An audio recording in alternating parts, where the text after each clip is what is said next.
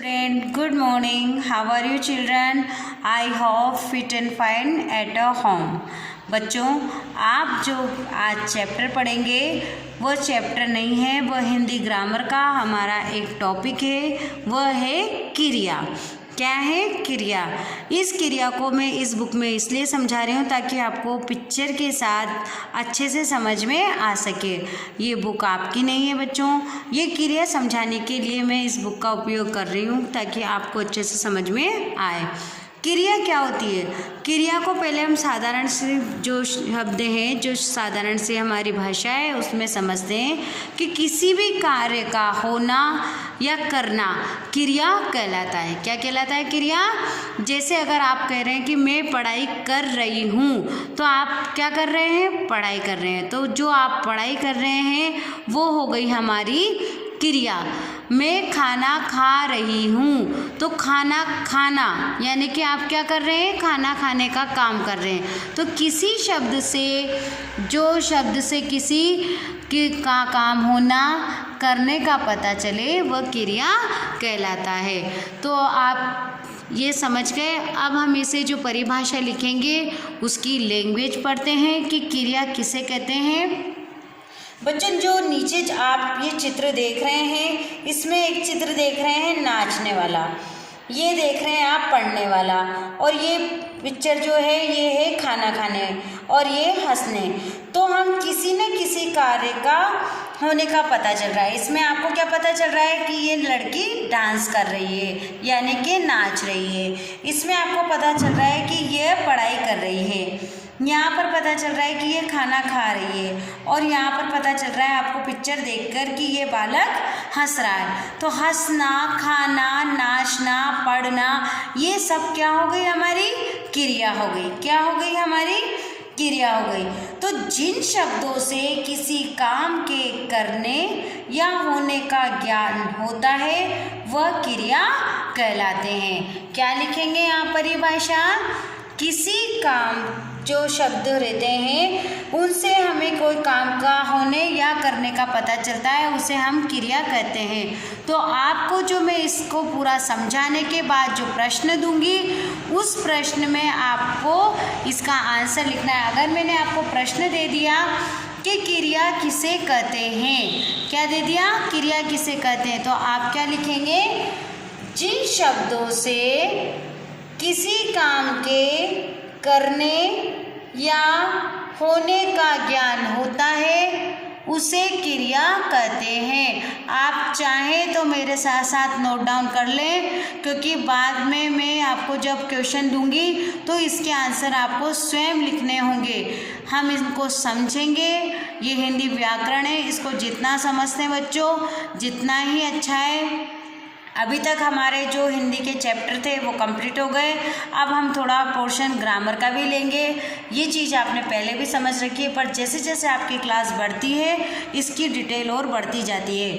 तो आपको इस क्रिया में भी जो पहले पढ़ते थे उससे और अधिक जानकारी मैं आपको समझाऊंगी। तो आप पढ़ते जाइए और समझते जाइए। आप लिखें, जिन शब्दों से किसी काम के करने या होने का ज्ञान होता है वह क्रिया कहलाते हैं। क्या कहलाते हैं? जैसे कि लड़की नाच रही है, वंदिता पढ़ रही है, सोनम खाना खा रही है, राहुल हंस रहा है। तो नाच रही है, पढ़ रही है, खा रही है और हंस रहा है, ये सब क्या हो गई बच्चों? हमारी क्रियाएं हो गई। तो क्रिया का जो मूल रूप है वह धातु कहलाता है। अब आप देखो, धातु और क्रिया, धातु और क्रिया क्या होती है, ये आपको नई चीज़ समझने हैं आपको इस क्लास में। कि पहले तो हम समझते थे क्रिया यही होती है कि जिन शब्दों से किसी काम का होने या करने का पता चलता है। क्रिया के भेद लिखते थे आप, सकर्मक और अकर्मक। अब इनकी बहुत डिटेल आपको मैं बताऊंगी और आप ध्यान से सुनेंगे और समझेंगे। तो क्रिया के बाद हम लेते हैं धातु और क्रिया।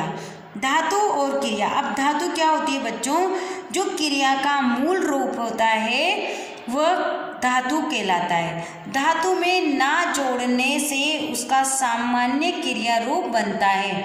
जैसे आपने देखा होगा, मैंने आपको छोटी क्लास में बताया है कि क्रिया की पहचान करने के लिए आप एक शब्दों का ध्यान रखना कि पीछे सब में नाना नाना आता है। खाना, पीना, हंसना, गाना, रोना, सुनना, जाना, सब में क्या आ रहा है? नाना नाना ना शब्द आ रहा है। तो जो ये ना शब्द आपके जुड़ा है वह हमारा कहलाता है धातु।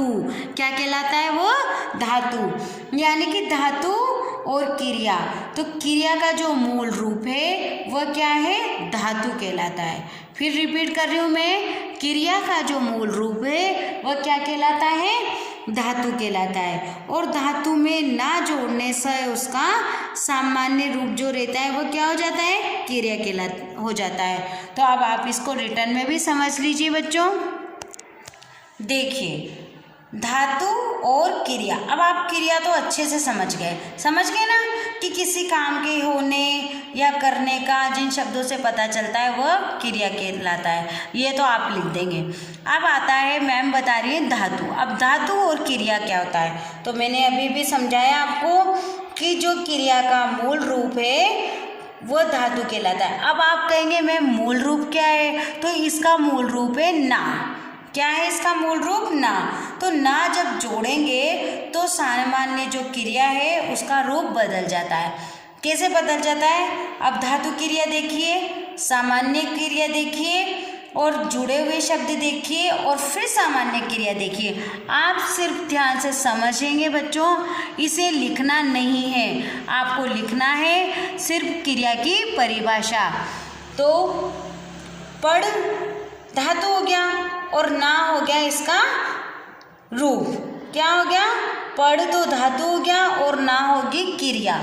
तो अब इन दोनों को मिलाएंगे तो क्या हो गया? पढ़ना। तो ये दोनों मिलकर, धातु और क्रिया मिलकर क्या बन गया हमारा? सामान्य क्रिया। बैठ धातु हो गई, ना क्रिया हो गई, तो क्या हो गया? बैठना। तो बैठना इसका हो गया सामान्य रूप। आ गई समझ में आपको? लिख क्या है अब आप बताइए? धातु। क्या है? धातु। और ना क्या है? क्रिया। क्या हो गई? क्रिया। इसी तरीके से देखिए, उठ, उठ क्या हो गई? धातु। और ना क्या हो गई? क्रिया।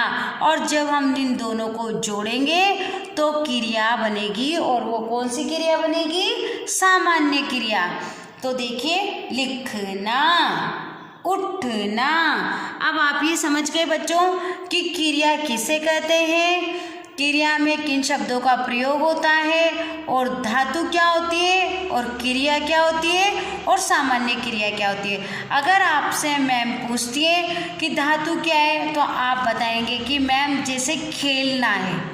क्या बताएंगे? जैसे कोई भी आपने एक एग्जाम्पल खेलना ले लिया, तो खेल, खेल हो गया धातु, और ना हो गई क्रिया। और जब हम इन दोनों शब्दों को मिलाएंगे, खेलना, तो वो पूरी हो गई हमारी सामान्य क्रिया। क्या हो गई वो हमारी? सामान्य क्रिया। तो बच्चों ये तो हो गई क्रिया और क्रिया धातु। अब हम समझते हैं क्रिया के भेद क्या होते हैं। अब क्रिया के दो भेद होते हैं। कौन कौन से होते हैं? जो क्रिया के भेद क्रिया के आधार पर निर्भर होते हैं। अब आप इन्हें भी एक सारणी बना के समझेंगे हम। देखिए बच्चों, ये क्या है? क्रिया के भेद। क्रिया के दो आधार पर विभाजित किया गया है। जो क्रिया है उसको कितने आधार पर विभाजित किया गया है? दो आधार पर। ये पूरी हमारी क्रिया है, उसको दो आधार पर किया है। अभी तक तो सिर्फ आप क्या समझते थे छोटी क्लास में कि क्रिया के दो भेद होते हैं। कितने भेद होते हैं? दो, सकर्मक और अकर्मक। सकर्मक में जो पूरा सही सही अर्थ निकलता है, और अकर्मक में आप देखते थे कि जैसे किसी का उत्तर न मिलने पर उसे अकर्मक क्रिया कहते हैं। तो अब आप समझेंगे क्रिया का भेद किस पे? कर्म के आधार पर और संरचना के आधार पर। मैंने आपको स्टार्टिंग की वीडियो में बताया था कि आप जैसे जैसे क्लास में बढ़ेंगे, आपकी क्लास जैसे जैसे बढ़ेगी, आपको हर चीज़ की डिटेल में बताती हुई चलूँगी। आप फर्स्ट क्लास में थे तो खेलना, उठना, पढ़ना ऐसे समझाया। जब सेकंड क्लास में आए तो उसकी परिभाषा और उसके भेद समझाए। अब आप थर्ड क्लास में आए तो क्रिया के भेद और उसके आधार पर करेंगे। अब कौन कौन से आधार है? कर्म के आधार पर और संरचना के आधार पर। अब कर्म के आधार पर क्या होती है? अकर्मक क्रिया और सकर्मक क्रिया। ये किसके आधार पर होती है? जो अभी तक हम जानते थे, कर्म के आधार पर। कर्म के आधार पर क्या क्या होती है? अकर्मक और सकर्मक। और जो एक और आधार है वो शायद आप पहली बार सुनेंगे, वह है संरचना के आधार पर। किसके आधार पर? संरचना के आधार पर। अब संरचना के आधार पर देखिए आप, संरचना के आधार पर है सामान्य क्रिया, संयुक्त क्रिया, नाम धातु क्रिया, प्रेरणार्थक क्रिया और पूर्वकालीन क्रिया। फिर दोबारा से देखिए, सामान्य के आधार पर क्या है बच्चों? सामान्य क्रिया जो ये किस पे आ रही है? 4-5 क्रिया है, ये पांचों क्रिया संरचना के आधार पर आ रही है। सामान्य क्रिया, संयुक्त क्रिया, नाम धातु क्रिया, प्रेरणात्मक क्रिया और पूर्वकालीन क्रिया। तो बच्चों हमने समझा क्रिया किसे कहते हैं, क्रिया के भेद। क्रिया के भेद किस किस के आधार पर कर रखे हैं? एक तो कर्म के आधार पर और दूसरा संरचना के आधार पर। अब कर्म के आधार पर हम पढ़ते थे वह है अकर्मक और सकर्मक, और संरचना के आधार पर कर रखा है सामान्य क्रिया, संयुक्त क्रिया। एक एक शब्द को समझिए आप, क्या लिखा हुआ है? सामान्य क्रिया, संयुक्त क्रिया, नाम धातु क्या है? नाम धातु, प्रेरणार्थक क्या है? प्रेरणार्थक और पूर्वकालीन क्रिया। अब बच्चों हम इनको एक एक को अच्छे से समझेंगे। कर्म के आधार पर जो दो क्रिया हैं उन्हें समझते हैं, अकर्मक क्रिया और सकर्मक क्रिया।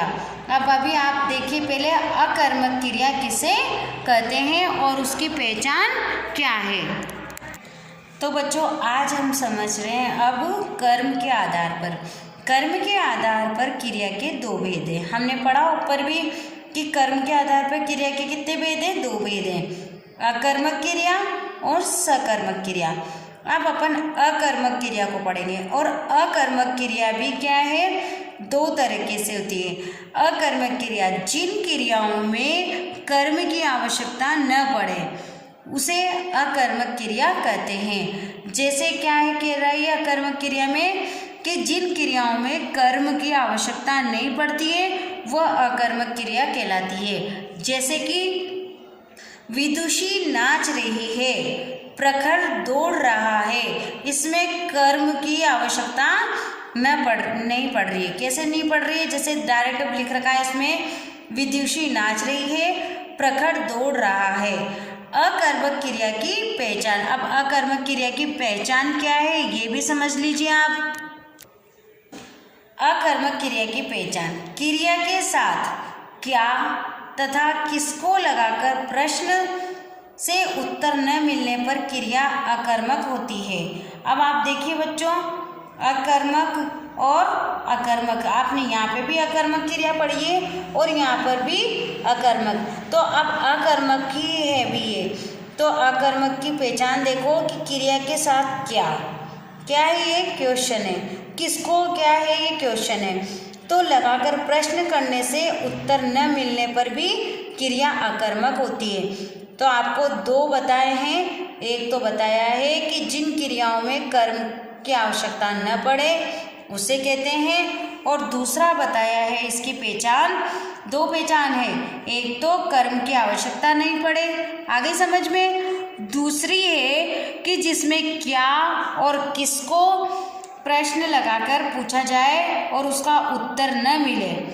क्रिया के साथ क्या तथा किसको लगाकर प्रश्न करने से उत्तर न मिलने पर क्रिया अकर्मक होती है। तो आप अभी इतना ही समझेंगे बच्चों कि कर्म के आधार पर दो भागों में बांटा है, अकर्मक और सकर्मक। अब अकर्मक को भी दो पहचान बताइए, दो तरह से पहचान बताइए।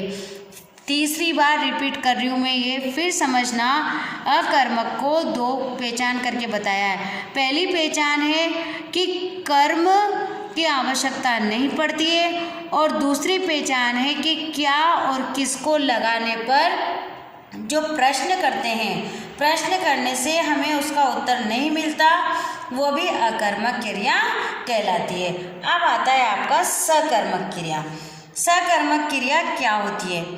जिन क्रियाओं के व्यापार का फल कर्ता को छोड़कर कर्म पर पड़ता है उसे सकर्मक क्रिया कहते हैं। आप ये भी लिख सकते हैं कि सकर्मक क्रिया में जो कर्ता को छोड़कर, क्या किसको छोड़कर? कर्ता। कर्ता यानी सब्जेक्ट। अब सब्जेक्ट क्या होता है मैं ये भी आपको भी बताऊंगी कि कर्ता को छोड़कर कर्म पर पड़ता है उसे सकर्मक क्रिया कहते हैं। अब आप उदाहरण को ध्यान से पढ़िए। अपूर्वा सितार बजा रही है। अब इसमें अपूर्वा क्या हो गया? कर्ता। क्या हो गई अपूर्वा? कर्ता। तो कर्ता को छोड़कर कर्म पर उसका फल पड़ता है। तो किस पे पर वो पड़ रहा है? अपूर्वा पे कोई फल नहीं पड़ रहा, सिर्फ ये बता रहा है कि अपूर्वा सितार बजा रही है। माली पौधों में पानी लगा रहा है। माली क्या हो गया बच्चों? माली हो गया सब्जेक्ट यानी कि कर्ता।